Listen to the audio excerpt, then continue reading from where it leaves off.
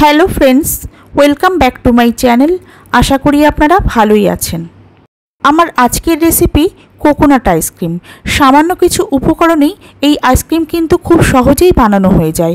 আর সাদা দুধের মতো দেখতে এই আইসক্রিম দেখতে যতটা সুন্দর হয়, খেতেও কিন্তু ততটাই সুন্দর হয়। আর বেশি দেরি না করে আপনাদেরকে রেসিপিটা শেয়ার করে দিচ্ছি।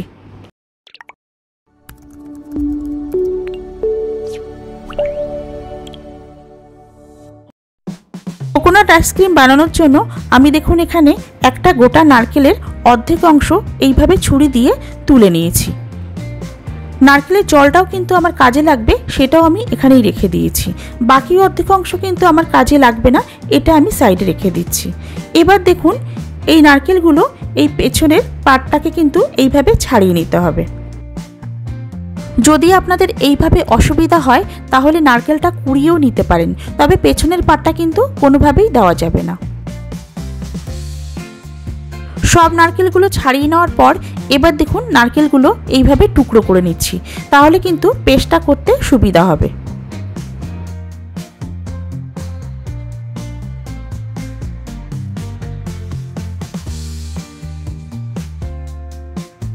এবার এই নারকেলের সাথে দিয়ে দেবো কিছুটা পরিমাণ নারকেলের জল।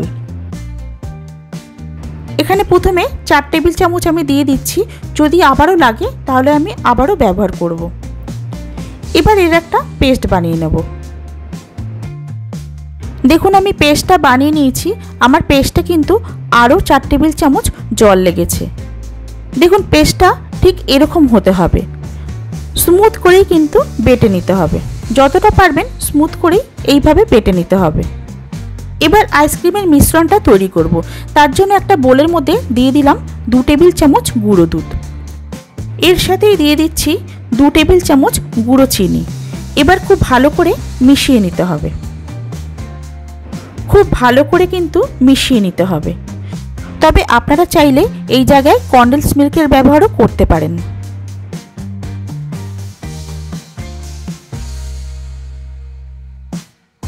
এবার এর মধ্যে দিয়ে দেবো হাফ কাপ পরিমাণ দুধ।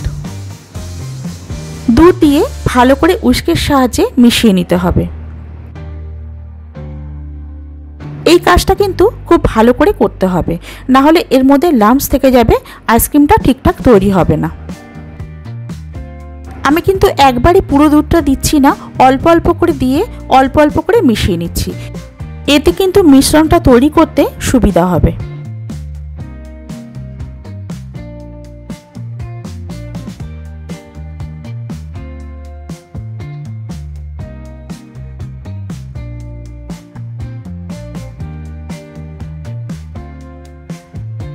এবার এর মধ্যে দিয়ে দেব বেটে রাখা নারকেলের পেস্ট।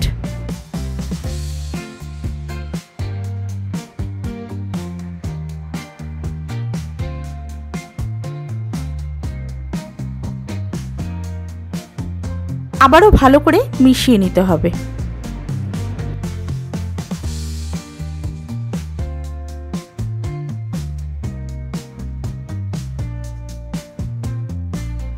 এবার দিয়ে দিচ্ছি 2 টেবিল চামচ ফ্রেশ ক্রিম। ফ্রেশ ক্রিমটা দেওয়ার জন্য এর টেস্ট কিন্তু আরও ভালো হবে। আবারও ভালো করে মিশিয়ে নিচ্ছি। মিশ্রণটা কিন্তু এরকম স্মুথ করে তৈরি করতে হবে। আমার মিশ্রণ কিন্তু তৈরি হয়ে গেছে। এবার আমি একটা আইসক্রিম মোল্ড নিয়ে নিয়েছি। আইসক্রিম মোল্ডের মধ্যে এবার মিশ্রণটা ঢেলে নেব। পুরো ভরে কিন্তু ঢালছি না, দেখুন আমি কিছুটা জায়গা কিন্তু ফাঁকা রাখছি। আইসক্রিম মোল্ডে ভরে নেওয়ার পর কিছুটা মিশ্রণ কিন্তু আমার বেঁচে গেছে। এবার দেখুন আমি দুটো কাগজের কফি কাপও নিয়ে নিয়েছি, একইভাবে এর মধ্যেও ভরে নিচ্ছি।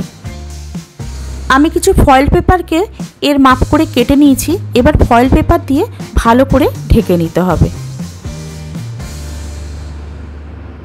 ভালো করে চারদিকটা বন্ধ করে দিতে হবে।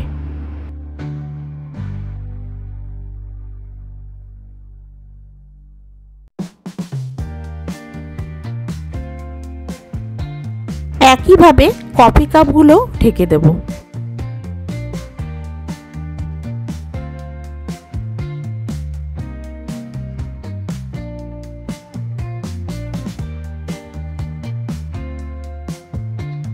এবার একটা ছুরির সাহায্যে এইভাবে একটু কেটে দিচ্ছি, তাহলে কিন্তু আইসক্রিম স্টিক ঢোকাতে সুবিধা হবে।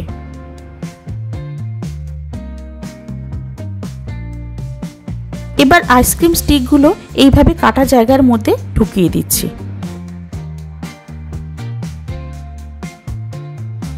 সব আইসক্রিম স্টিকগুলো ঢুকিয়ে নেওয়ার পর এবার আমি 7 থেকে 8 ঘন্টার জন্য ডিপ ফ্রিজে এগুলোকে রেখে দেব।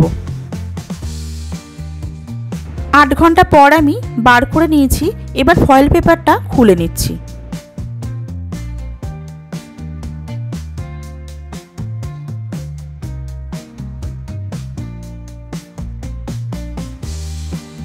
দেখুন আইসক্রিমগুলো কত সুন্দর তৈরি হয়েছে। এবার এই আইসক্রিমগুলো ডিমোল্ড করার জন্য এই জলের উপর একটু রেখে দিচ্ছি। 1 থেকে 1.5 মিনিট রাখলেই দেখবেন সুন্দর খুলে যাবে। এবার আমি বার করে নিচ্ছি। দেখুন কত সুন্দর আইসক্রিমগুলো তৈরি হয়েছে। এই আইসক্রিমগুলো দেখতে যতটা সুন্দর, খেতেও কিন্তু ততটাই সুন্দর হয়। কাগজের কফি কাপের মধ্যে যে আমি আইসক্রিমটা তৈরি করেছি, সেই আইসক্রিম থেকেও একটা খুলে আমি দেখিয়ে দিচ্ছি। দেখুন এই আইসক্রিমটাও কত সুন্দর তৈরি হয়েছে। এইভাবে আইসক্রিম বানিয়ে আপনারাও কিন্তু ট্রাই করে দেখতে পারেন। এই আইসক্রিমগুলো খেতে কিন্তু খুবই সুন্দর হয়। এই রেসিপিটা যদি আপনাদের ভালো লাগে তাহলে লাইক, কমেন্ট আর শেয়ার করতে ভুলবেন না। আর যারা সাবস্ক্রাইব করেননি তারা সাবস্ক্রাইব করে আমার পাশে থাকবেন আর বেল আইকনটাও ক্লিক করে নেবেন, তাহলে আমার সমস্ত ভিডিওগুলো আপনারা সবার আগেই পেয়ে যাবেন।